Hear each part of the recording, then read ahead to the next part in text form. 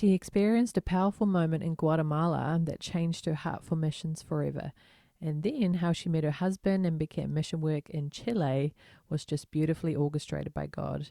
She has learned how to trust God in the waiting and has a beautiful testimony to share. My friend Brittany will join me on today's episode. Welcome to the Conservative Pentecostal podcast. My name is Yannicka and I'm your host. This podcast is a New Zealand-based ministry about my journey from being a conservative Christian who moved to Pentecostalism and then eventually returned to conservative Christianity. Myself and my guests talk about false teachings in the charismatic church, worship, church theology, marriage, and finding rest in Christ alone. I hope this episode helps and encourages you. Hello, friends, and welcome to today's episode. I'm very honored to have a beautiful friend here with me. If you don't mind, why don't you just introduce yourself and kind of who you are and what your family looks like, and we'll go from there. Cool. So my name is Brittany Cornu, and I am an American, and I'm living here in New Zealand in beautiful Hawke's Bay, and I attend Riverbend. And I have 4 children and 1 on the way. Woohoo! So that's a little bit about me. Yeah, cool. And the reason I asked Brittany to come on the podcast is because we have a wonderful ladies' Bible study, and she was sharing some of her story and how she met her husband and some of the mission work that she did. And I was just really blown away by your love for the Lord and just how God has moved in your life. So she has a wonderful story to tell, and we're going to hear that today. So, we'll just jump right into it, and we'll go from the beginning. So tell us a bit about what life looked like growing up and your family and things you did, stuff like that. Yeah.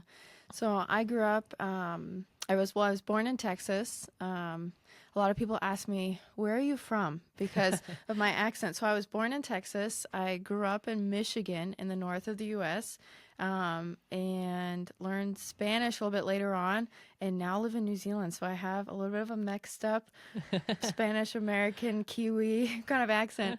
So born in Texas, grew up in Michigan, and I came from a Christian home, so spent a lot of time at church. My mom worked in our church from when I was very young, so we were always trotting around the church and helping out with different things during the week and church events at different Bible studies. So I was really blessed to grow up in that environment and attend a Christian school. So God and the Bible were something that was familiar to me from a young age. But I would say that from the time that I fully understood and my need for God was at a Bible camp that we would go to every year. And it was a Christian family camp we attended, and they had a kids program.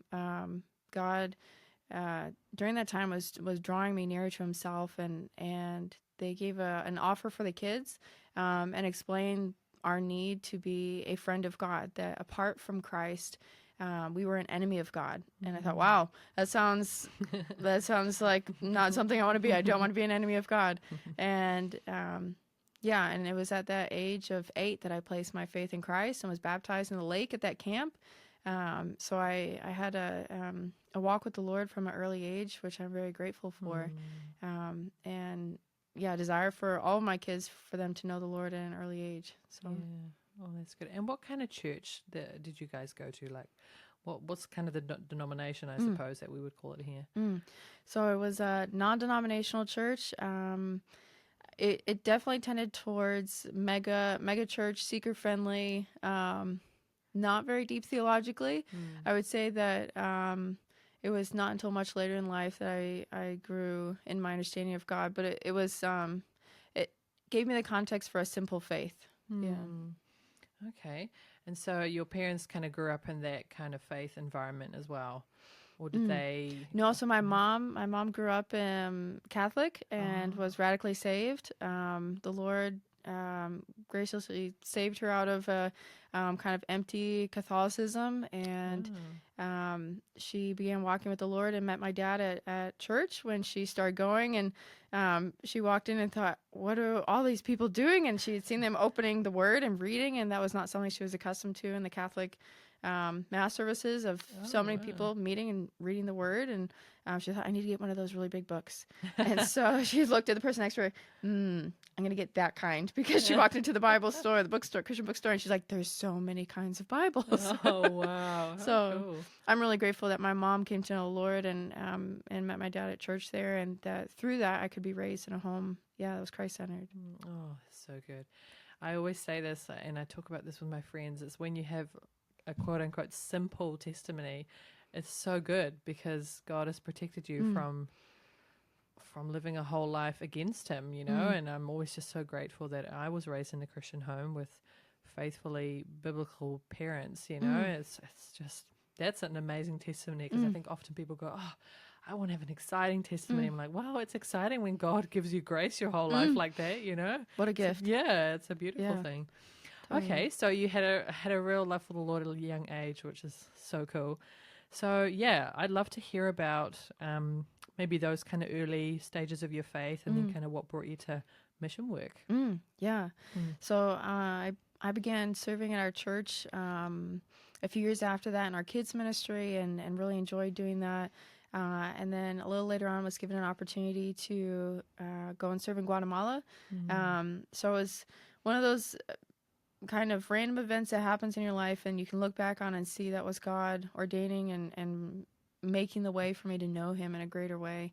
And so a family invited me to go on a mission trip to Guatemala. And when we were there, we were serving in the mountains with village people there, that these missionaries who had been there for many, many years had been reaching out to, and built church there, and built a clinic and a school. And it was the first time in my life as an American coming from a more well-off country, seeing such a level of poverty, seeing people who had so little, but they had so much joy at the same time. There was a sweetness. These people would walk for hours, kilometers across rocky mountains to get to the little church on the far hill, and they didn't see it as a burden. They saw it as a joy, because they wanted to be there. And to think how easy it was for us to drive in our car 10 minutes down the road to get to church, and they walked for 5 hours, with their 2-year-old across their back, and the 10-year-olds carrying, the 4-year-old, and they would walk and walk, and then they would be in church for 3 hours, clapping and singing and listening. And it was riveting to see this love and this passion for God in a way that I'd never experienced in a place that was so impoverished. It just became very real. And there was a particular instance where we were working in a trash dump in the city of Zacapa in Guatemala, and it was filled with vultures swooping down to pick up bits of rotting food, and children running around who lived there at the dump, and they had their little houses that they built out of what they could find. We were there to share a game with them that had different colors that we used to explain the gospel to them in a simple way with these young children. And at the same time that we were there to share the gospel, God really used it to humble me as well. There was a young boy there at the dump, and we were playing with the kids, and I mentioned to this little boy, I said, oh, you have a beautiful bracelet.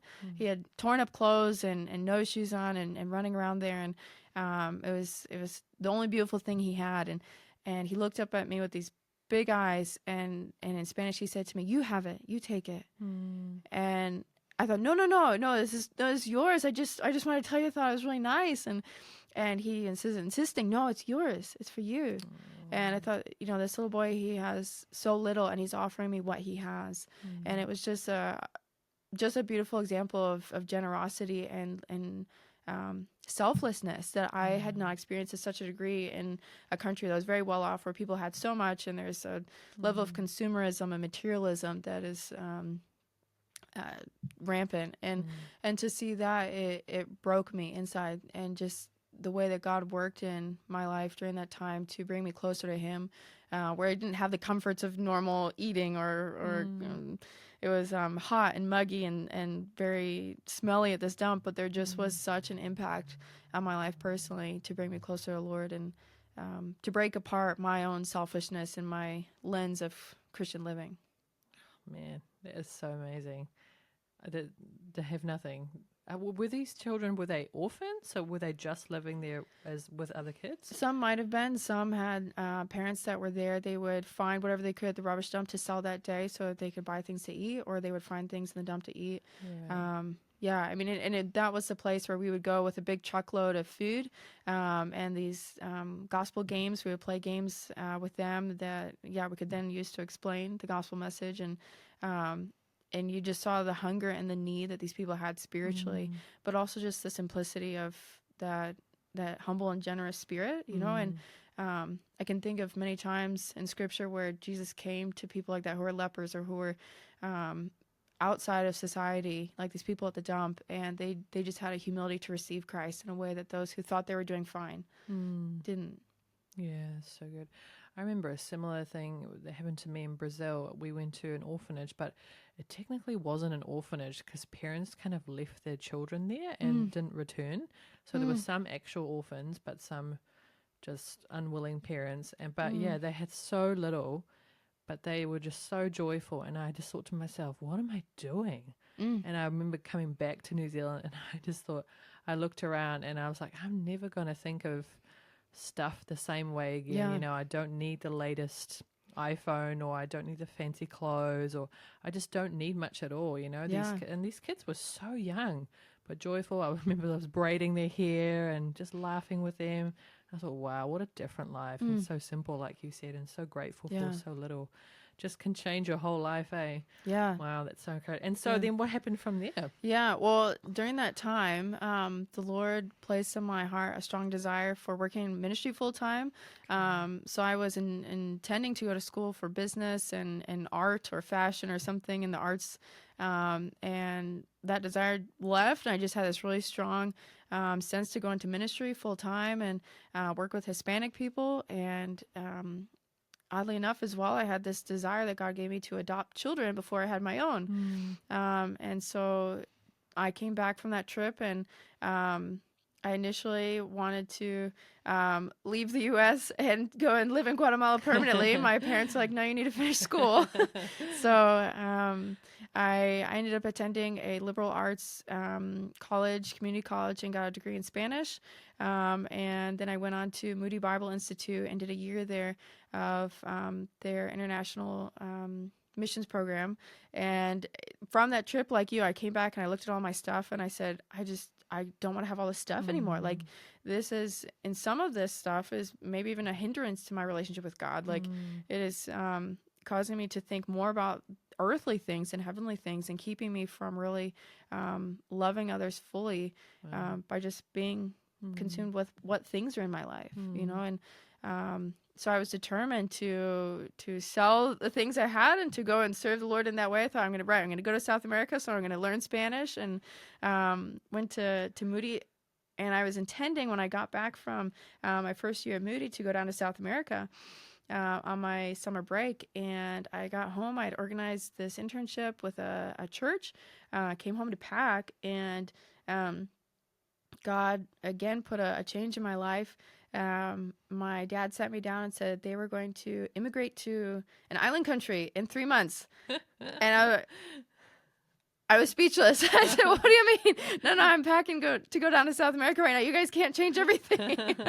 And so I was very surprised. And so they sold basically everything, cars and house, and they were getting ready to immigrate to New Zealand.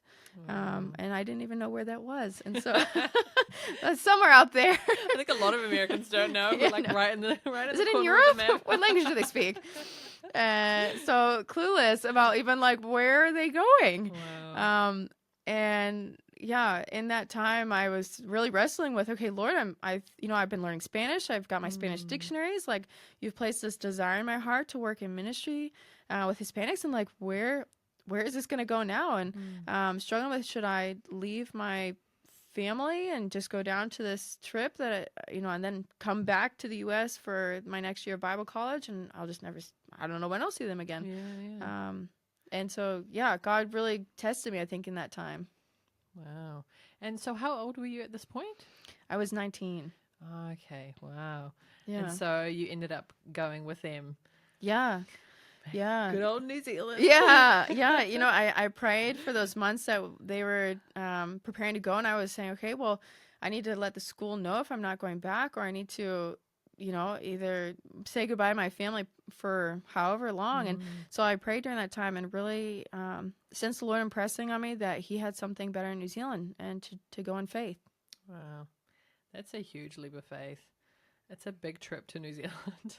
Yeah. A whole different culture, like you said, and you have no idea what's coming. Never been there. Yeah. We had the same when my parents immigrated.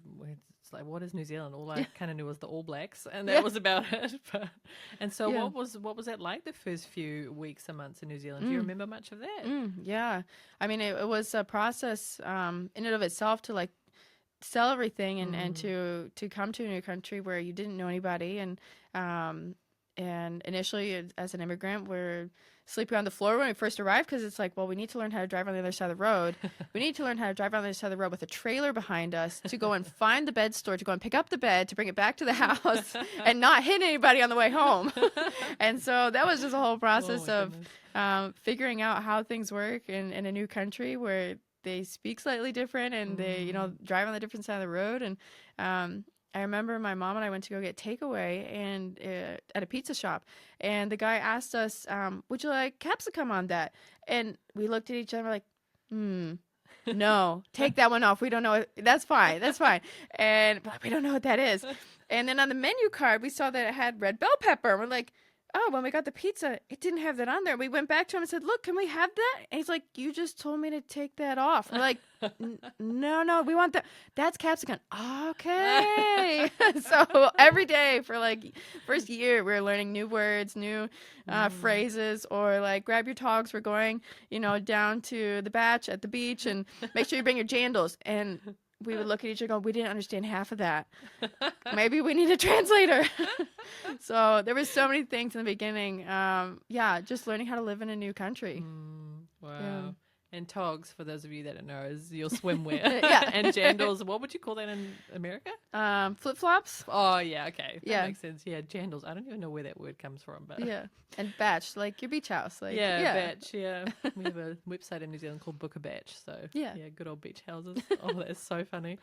Okay, so you were in New Zealand for a little while, and then kind of what happened from there? What progressed? Yeah. So after 2 weeks of moving here, we were walking around in a park, and my brother had found out about a Frisbee tournament, and we went to go check it out and found out when we got there it was an all-male Frisbee tournament for like 3 hours. And I thought, wow, it's great. I have nothing to do in a country and I can't contact anyone and no one that I knew here. So I just thought, well, okay, I'll walk around the park for 3 hours while he's playing this tournament. And while I was walking around Auckland Domain, I saw this group of people all gathered in a circle, and they had these shirts that said Jesus across the front of them. And I thought, oh, that's interesting. Maybe they're a church. Or maybe they're Mormons or Jehovah's Witnesses. So I need to go and check and make sure. And so I went to a lady on the edge of the group, and I asked her, are you guys from a church group? And she began talking to me in Spanish. She said, hola, ¿cómo estás? And I was shocked. I thought, no, there's no way someone here speaks Spanish, because I had given away all my Spanish books. I gave away my dictionaries and all. I thought, I'm going to have to learn Maori or Chinese or something coming to New Zealand. Like, I didn't think anyone here spoke Spanish. And it happened to be one of the only Hispanic churches in Auckland that was having their once a year church service in that park that day. Oh my goodness. After 2 weeks of me moving there, and I happened to bump into them. And so this lady began talking to me very fast in Spanish, and then she quickly realized I was not as fluent as she thought. And so she took me to another lady in the group that was bilingual, and they explained to me about their church and welcomed me to their service that day. And so I sat during that 3-hour tournament to listen to their church service and get to know them. And so it was during that time then that I began thinking about, maybe I can attend their youth group or get involved with the Spanish church. Lord, maybe this is something that you have for me here. And so over a period of time, I started going to their church youth group and getting to know their people. And wow, that's so cool. So, and then you're in your 20s by then, or still 19? I had just turned 20. Yeah. Oh, yeah, 20. Yeah. Okay. All right. So you started going to the youth group, and was this the point where you heard about your current husband? Yeah. So tell us Yeah. about that. So during that time, I um, was there at the church. I had heard about this man who was away, so I didn't meet him initially. And it was because the youth group was held at his house. And so they were saying there's a man that he's gone. He's doing some work in South America and Chile. And they explained to me about his story. So he had a very moving testimony of what the Lord had done in his life. And he, when maybe I'll save that for just a moment. When fast forward, I remember when he came back, and I had been told by a lady at this church about his testimony, what the Lord had done in his life. And I remember when he came back, and I just thought, this is such a godly man to have gone through what he went through, and to keep serving the Lord. So Isaiah was, he grew up in Chile, and he served in his dad's church. His dad was a pastor for about 40 years. And he ended up marrying a young lady from Chile, but she was living in New Zealand. And so they moved to New Zealand together, started their life here, had their first son here in New Zealand. And after their son was about 2.5 years old, she started feeling unwell. And they were going to the doctor and asking, there's something not right. She's not feeling well. Could we, get some medicine or do a scan or find out? And they said, well, it's probably just a tummy bug. It's, it's probably nothing big. Just take some Panadol. And this happened over a period of time where she kept going back and saying, no, it's not getting better. This is persisting. We really need to check this out. And they kind of just kept brushing it off. So Isaiah decided to take them instead to another hospital on the other side of Auckland. And they were a little bit bothered, like, why aren't you going to the hospital in your area? And they said, well, they're not listening. They're not taking seriously this case. And they said, no, you need to go back to that hospital. We can't help you here. No. And so another closed door. And so they said, well, we can't go back because they're not willing to take her case. And so then they went to the North Shore, and it was there in the North Shore Hospital that they did a scan and found out that she had stage 4 cancer. Wow. And so she was 24 at the time. And a young mom to a 2.5-year-old, and recently married. And so Isaiah was faced with, okay, what do we do now? And the doctor came and said, look, I want you to sign this paper, and we're going to begin chemotherapy if you're ready to do that. And so Isaiah at 24 had to think through, okay, this is the only option at the moment that we have, and to hope that it gets better. So they began the chemotherapy treatments, and within a very short amount of time after that, the doctors came back and said, look, we thought she had a bit longer, but we realize this is very serious, and it might not be very long. And it was within a couple of weeks after that she passed. And the last thing she said to Isaiah before she passed was, she said, I'm going home. And she just had a faith in Christ that she knew who her Lord was. But what a horrible moment for a young father, and left with his two-year-old son in another country with no family there. He continued from that point to serve the Lord in the church. He was preaching there and working in their youth ministry, was one of the youth leaders, and leading worship there. And after meeting in his house for the youth group and hearing this testimony, I thought, wow, this is such an incredible work of God in a man's life like that, to not give up on his faith in the Lord during that time like that, and having no support from any family, why he didn't go back to his country, why he continued to stay here and serve in the church and keep honoring the Lord with opening his home even when he wasn't there, for the youth group to be held there. And I was so touched, so devastated by hearing the story, but at the same time so encouraged by his faith. And you still hadn't met him, right, at this point? Yeah, so I still hadn't met him, just heard about him. And And so when he came back, I mean, initially I was not at that point thinking anything serious. I just had a huge amount of respect for him, and admiration for his faith. And so we got to know each other a little bit, but he was the leader of the youth group and more reserved. He was very respectful. And so it was over a period of time, about maybe 9 months later, that I'd been working in church, the church that I was going to, the English speaking church, with our kids program. I was working in Bible in schools, Launchpad, and doing some other volunteer work at a Christian school. And so during that time, I was really wrestling with, okay, Lord, like I still have this desire to work in South America and to do missions work there. And I've been here for a year in New Zealand. I'm still not really sure why it is, Lord, you've brought me here. And so I contacted the church in Chile that I was intending to go to before, which ironically enough, most of the people at the Hispanic church were from Chile, as well as some other countries. And so it's fascinating also, looking back, that God is so good, that my desire to go to Chile, God in a way brought Chile to me when I came here to New Zealand. And so I contacted the church in Chile and said, look, I'd like to come back and work in your church this summer. And they said, yes, we're happy to have you. And so I thought, well, traveling from the U.S. down to Chile is a little bit closer, but traveling all the way from New Zealand is a long way. So I thought if I can find maybe people from the Hispanic church I could fly with if someone's going to visit their family. And I found out that Isaiah was going to Chile to go work at his dad's church. And I asked him, hey, look, could I maybe fly with your group that you're taking down to Chile? And at that point, he had some other potential thoughts, and he's like, sure, and what if you worked in my dad's church as well while you're there? And I thought about it. I was like, yeah, I could probably extend my trip like another month and do some work at your dad's church. And because he was the only other non-married person in the missions team that was going down, I had kind of set a boundary in conversation with him, just happened to come up. I was like, just so you know, I only see you as a friend. I have no interest in you whatsoever. And I just thought I didn't want anything to, at that point, I felt like I'd been blocked from going and doing this missions work in South America. And by coming to New Zealand, I wasn't sure why I was here. I was like, no, okay, nothing's going to get in my way. Like, I'm not going to get any relationship thing going on. I just want to make sure I go and can do this. And he was very respectful. He was like, no, there's, I'm just here as the leader of the group.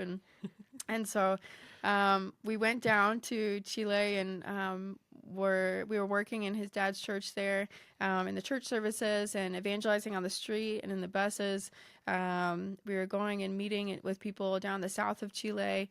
Isaiah was preaching at some of these different churches, and the problem then became mine when after 2 weeks I realized I'd fallen in love with him. And I was like, oh no, I have two problems here. One, I've already told him I don't have any interest. And two, now what am I going to do?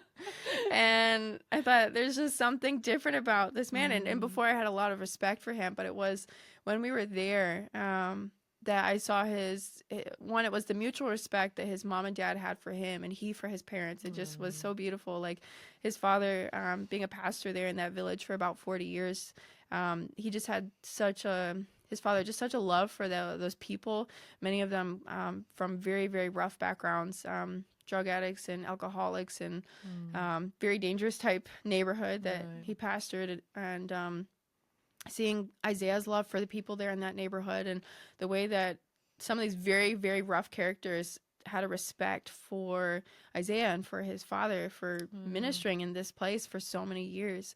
And seeing the love Isaiah had for these people.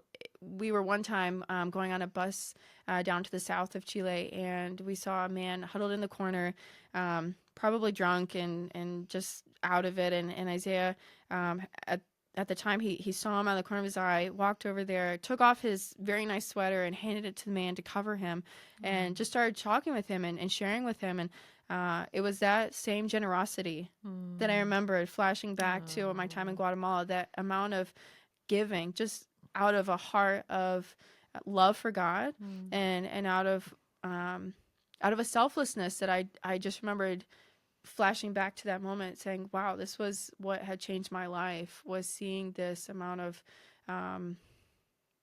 ability to let go of earthly things. And I saw that in Isaiah, and his passion for preaching to the lowest, as well as, the whole congregation, people out on the streets and people in the pews. And I just really appreciated that heart. And I thought, he's running faster than I am to do this work here in South America. I need to be with someone like him. Yeah, wow. Yeah. Someone you can follow, right? Mm. So then if you had fallen in love with him at that point, but you didn't, you had that boundary, well, how did that progress then after that? Well, there was a few evenings after we had done some missions work, and we were around the table at his dad's house, and I just remember we were having these long conversations talking about our dreams and our aspirations in life, and sharing about our desire to work in missions work and work full time in ministry, and big dreams of helping unfortunate children, and working to create a school or something where we can share the gospel with people, and realizing we had the same dreams. And so at one point, I remember we locked eyes, and I was like, so what's happening? Because now there's something happening. And he's like, well, you tell me. Oh. He's like, now you have to be the one to. And so it was from there that we just began talking and sharing that we did have this growing love and affection for one another. And so that was obviously a big shift as well. For me personally, because it was then learning, okay, I'm if I go forward with this, that means not just becoming a wife, but that means becoming a mom at the same time. Yeah. Knowing that, for Isaiah, having Mateo with him, which was again like another just incredible piece of the puzzle that God had been kind of revealing his ordained plan through his providence. That the same year that Mateo was born, 2012, was the same year that God had given me that desire to adopt children. Wow. Before I had my own. And so it was as if the Lord had been already tilling the soil of my heart to care for him as my own. Wow, that's so amazing. So then, did you have a bit of time to kind of think, yeah, I'm now going to be someone's adopted mother, and obviously his first wife had passed. What kind of went through your mind about all of that? Because that's a big thing to take on, right? Yeah. So I was 21 at the time, and I think the initial reaction was, I don't think I'm prepared for this, or like, how could I be qualified to be someone's mom? And at the time, Mateo was 4.5, nearly 5, and oddly enough, we were walking through one of the streets, and a neighbor called out in Spanish and was saying, "Hola, hola, are you Mateo's mom?" Oh. And I multiple times this happened to me, and I felt like the Lord was like using these instances to continue to soften my heart to the idea of like being his mom. Because at 21, I felt unprepared. I felt unsure of my abilities, but it was a focus that was wrongly put, because it wasn't me that was the one doing the equipping. It was God doing the equipping, and he would give me what I needed for that role. So that was what gave me the confidence that it was God who's going to do the work in me to be what Mateo needed. Oh, wow. That's beautiful. And so you got married not long after that? So, well, we dated for about a year, because we decided we needed to establish a family culture and give Mateo time to as well adjust to that. And he had just started school, and I can remember he turned 5, and Isaiah and I went to his first day at school, and the teachers automatically looked at me and were asking me all kinds of questions about his time in kindy and all these things. And I remember like kind of nervously like, I'll just get back to you just a moment. Let me excuse me, what is the answer to this question to Isaiah? Because they automatically asked the mom. And so from the beginning, I was seen as Mateo's mom from the beginning, even while we were dating. We were dating at that time. And and so it was for us taking those steps of growing as a family. And many of our dates, Isaiah and I, we spent going to the playground with Mateo, doing homework with him, going out to a restaurant as a family. And so we really took that seriously from that time, that we really sensed that we were meant to get married, that this is now a time of preparation. And I can remember vividly that he had a teacher from Brazil, his first year at school, and she had lost her mom at a very early age, close to Mateo, and that her dad had remarried, and she was just such a source of encouragement to me. She said, you know what? My mom who adopted and cared for me, she's my mom. I see her as my mom, and you will be the same. You will be his mom. And it was, this older woman speaking into my life as a young, woman becoming the mom to somebody, and for her just to infuse that confidence in me and to say, I love her the same. And just to know that like God could give me that same pathway to love and care for Mateo. Wow, that is beautiful. And he is such a sweet boy. He is such a wonderful example of a young man. You know, he's not quite a man yet, but, you know, he's definitely on his way there. He's just a wonderful boy. And so where did you get married? And was it in a church or in Chile? So we were kind of getting to the end of being married, dating for a year, and Isaiah popped to me that he was going to go on a missions trip to Pakistan.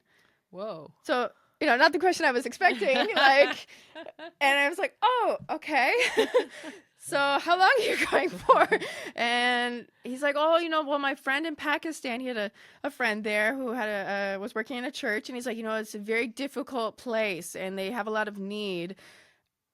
And I thought, okay, and we're like, are we still thinking we're getting married? Like, you're going to a very different, like, what could happen there? I don't. And so he's like, well, it'll be fine. I'm just going for a short time. They have this, they have a conference. And so he showed me the letter from the guy that, they invited him to share at this conference in Pakistan. I thought, well, okay, if it's the Lord leading you to do that, I totally support you. And okay. And so he got plane tickets. And so my brother drove him to the airport. And I was planning to go with, and my brother came by in the morning that he was meant to go and said, oh, they changed the schedule for the plane. He had to go super early this morning, so I couldn't come and get you. I just had to come and grab Isaiah from where he was renting down the road and take him to the airport. He's already gone. What? And I thought, I didn't even get to say bye. Oh, my goodness. And so that day, my brother's like, I know that was kind of hard news. Let's go out to lunch. And I was like, okay. This is a setup. I feel like this is a setup. And so the whole day, my brother decided to take me out for lunch and around town. And I was like, okay. And that evening, we were having a evening service. It was on Sunday. So he went on the airplane ride, and then we had church service, and my brother took me out for lunch. And then we were supposed to go back to church for the evening service. And that night, there was a lady from a mission organization that was coming to speak, and she spoke on saying yes to God's calling in your life. So the whole message was about saying yes. And the pastor asked me to get up at the end and share about Isaiah, who we had been going together for a while, and we're looking forward to getting married in the future, and asked me about how his work going to Pakistan. And so I answered a few questions up on stage at the end of the evening service, and then the pastor said, well, we're going to watch a video about this. I said, okay. And so I turned around, and there was a video that started playing of these kids singing, and they were singing, Brittany, will you marry me? Oh. And so at that point, Isaiah walked out from behind the stage, and he started singing, and goodness. Got down one knee, and so in front of the church congregation asked me to marry him. That is and so sweet. I couldn't say yes. I just said, see. The Lord just, wow. I was just so shocked that he was able to pull it off without me somehow figuring out to the very end. And that my whole family had lied to me, because my mom and dad were there on stage, like smirking at one another, and my brother, and the whole church, the whole worship, everybody knew except me. Oh my goodness. And so, God was very gracious to us, and we were engaged for 3 months, and we got married here in New Zealand, and then we were able to go and fellowship with our family in Chile and in the U.S. to have a ceremony there to celebrate with them. And so that was how we started. And we were, because we both had this goal of going to ministry from the time that we were dating, we thought right after we got married, we were hoping to go to seminary, like within a year. Right. And so we had contacted the school I went to before, Moody, and they had a very small seminary program. And when we were in the States, actually, to celebrate with my family, we went to go and visit the school and got the information. And they had initially said that if you're in your first year of marriage, we just want you to wait until the second year, and then you can come and enroll. And during that time, we were praying about that and saving up for going and getting all the paperwork done. And we then became pregnant with our second child, Marco, and we're like, well, maybe we should wait a little bit. And then COVID hit, and so nobody could travel. And so we've been in this process now of, having more of our arrows fill our quiver. Yeah. A few more kids along the way, and waiting for God's timing to go to seminary. So we've been praying about going to seminary now to get prepared for future ministry work for about 7 or 8 years now. So, Wow. Was that hard to wait for that, or were you quite happy just to no, trust God in the waiting? It should be that way. It should be just happy waiting. Yeah. But no, I mean, I think it's one of those where you're content in the moment because God's giving you the capacity and the place to serve in the moment, but you still have that burden, on your heart. And for both he and I, we've had that burden to be better equipped.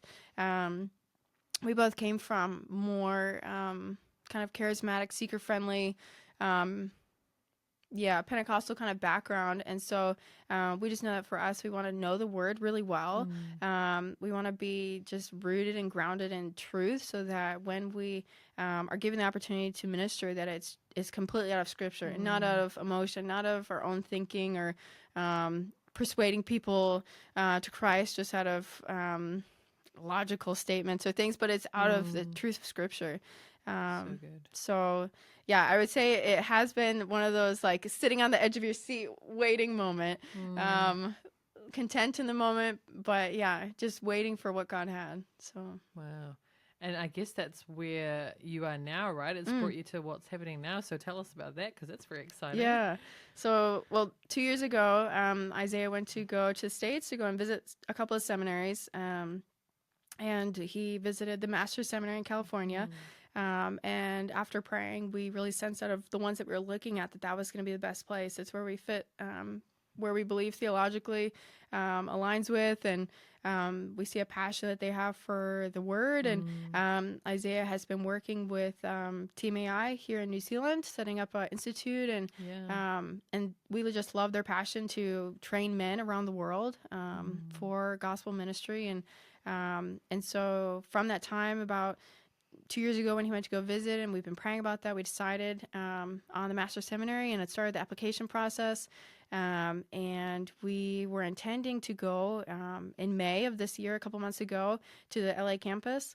And for a couple of reasons, we were delayed, and we just decided to wait one more year to go in May upcoming. And during that time, we went to a family conference, and Pastor Scott Ardavanis came and was sharing at this family conference and that we attended, and he had heard that we were going to Master's Seminary, and he came and sat down and have a conversation with us and said, look, we've got a distance location at our church. Would you come and visit? And we thought, well, why not? And so we were given the opportunity to go and visit their church and just be loved on by their congregation and the eldership there, and really sense that this was what God had for us. They, it was just the love that we saw in the pastors there for the congregation, for the gospel, their love for New Zealand as well, the church reaching out and really supporting ministry here in New Zealand, and also their love for planting churches in South America. Wow. And so that was where our heart was at. We love New Zealand. We want to see the gospel grow here, and we also have a passion for seeing churches planted in South America. And so it just seemed like God was putting those pieces together in a way that we couldn't have asked for.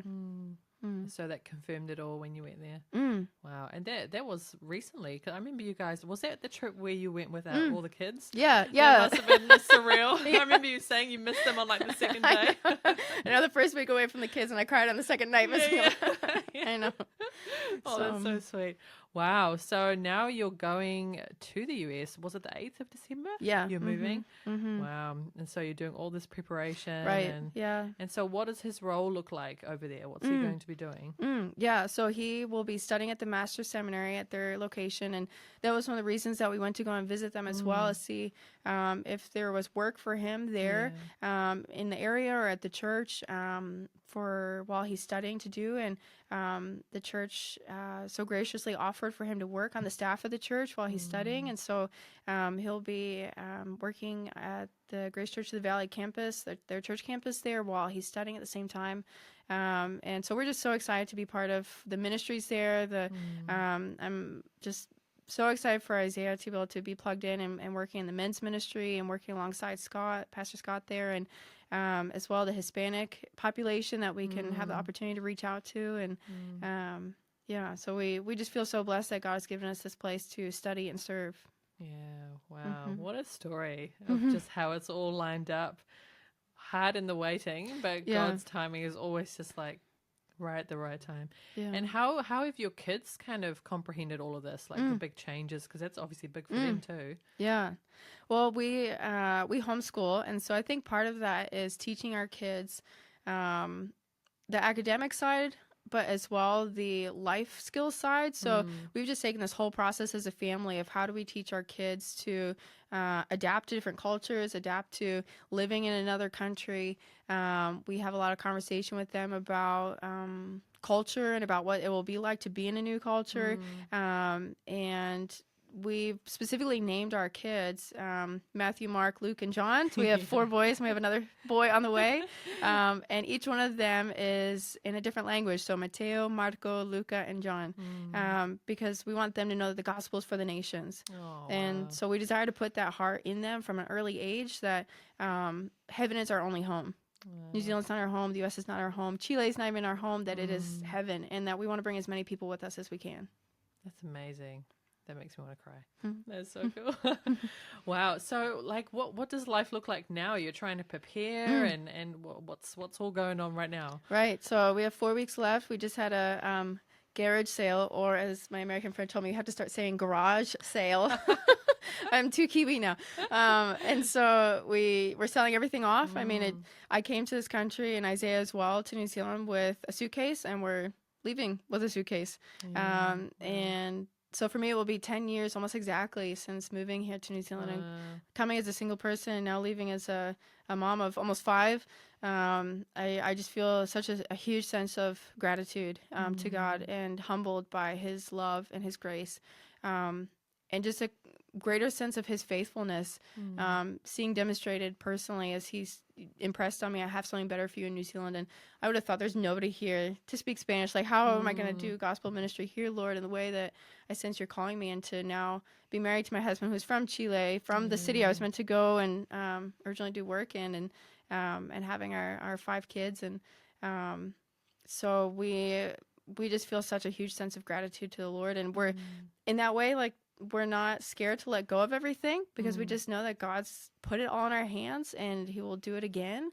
And so we kind of have taught our kids that, like, material things it's like water flowing through your fingers, and you just leave your hands open to God, and he puts things in your hands, and then at times they pass out of your life and it passes to somebody else, and he's going to put more in your hands, and you just have to keep living with your hands open to God, whatever he has for you to serve him. That is so good. Wow, that's so encouraging. And would you be willing to share just some of the lessons you've learned since being married to Isaiah, in terms of, I guess, waiting and trusting, even with mission work, being a wife to someone who's passionate about missions? What wisdom could you give people?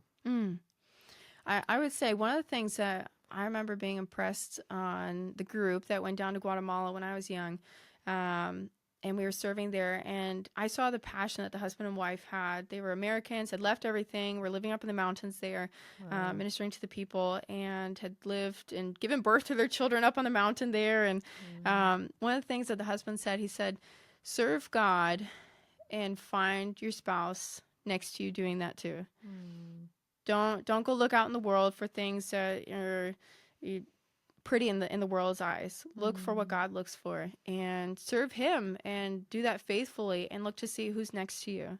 And I found that to be true in my life, that the Lord brought me to do that work there, and I was so encouraged to see just how even more passionate Isaiah was to do that. And now we have that same goal and that same yoke, in a sense. I think to be equally yoked is so important in the Christian walk, because otherwise you will be pulled in a direction you don't want to go.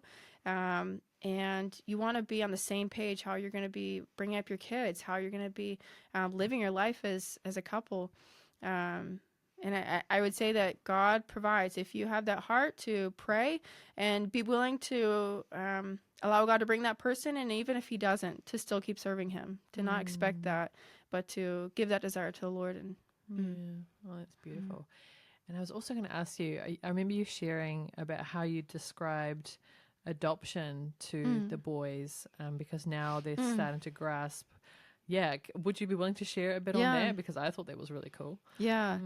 Yeah. So our second oldest, Marco, is 6. And up until this point, for him, his older brother is just his brother. He doesn't see Mateo any different, and none of the boys see any one of them as any different. And so that was a journey that we've walked through with our second, of explaining to him our family history, in a sense of what happened. And his little 6-year-old heart, he was so so touched when we shared with him about what happened for Mateo, that Mateo lost his mom. He just huddled up in his bed and cried. And he was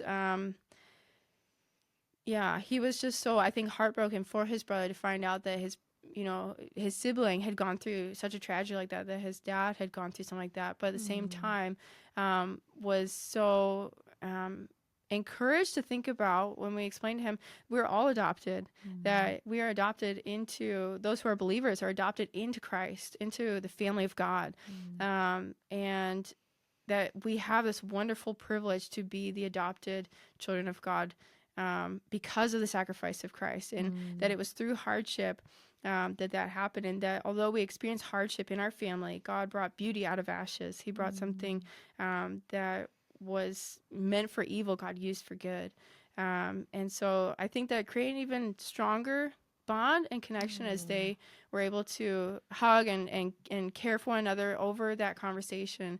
And for Marco to understand kind of the depth of what his brother had gone through, as much as he could at 6, and to love his brother through that. And to recognize that this is something bigger than just our family. This is something that God is doing to redeem his people and bring them to himself. Wow.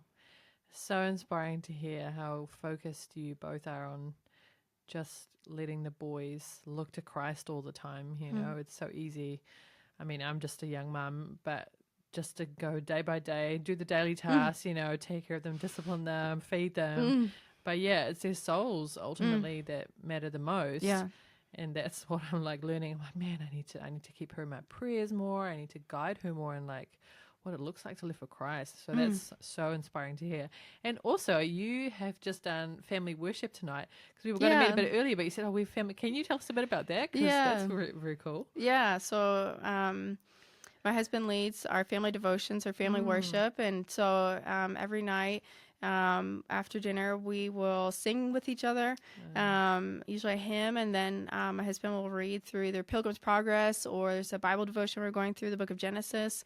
And it's been so neat to see the kids really grasp that, particularly some of the tales from Pilgrim's Progress. Our younger ones, our 6 and 4-year-old, pick up kind of like they see life through that lens. So we were driving down the road, and they saw this some kind of fair going on, and it looked like a pretty secular, worldly fair, and one of them were like, "That's Vanity Fair. That's from Pilgrim's Progress."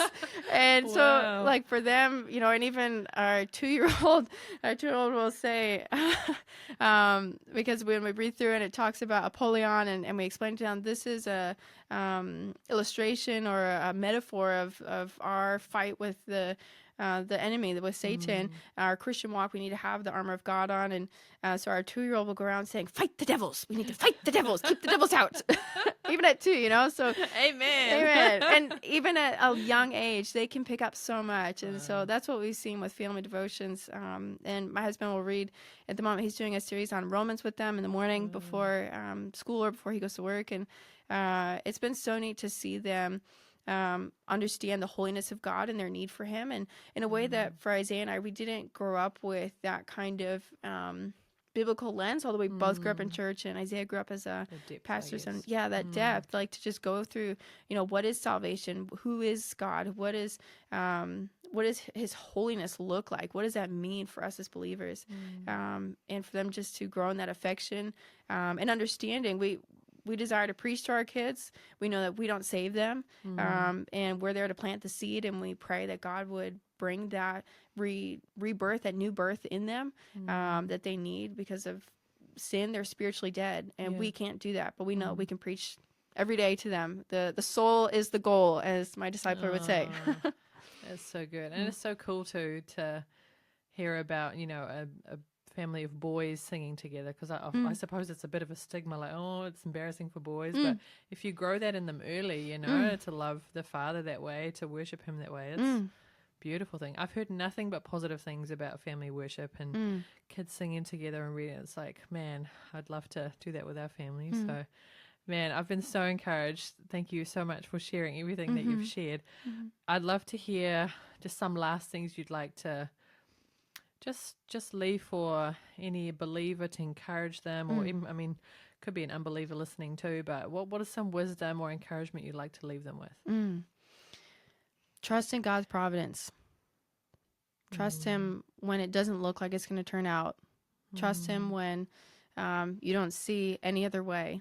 And to remember that only what's done for Christ will count. That the most important thing you can do with your life is to live every day for him, and to trust him with the results. We don't need to see the results. We just need to live faithful for him day by day, trusting him, trusting in his providence, and then have the blessing of getting to see him face to face and know that you lived a life that was worthy of the calling. Yeah, wow.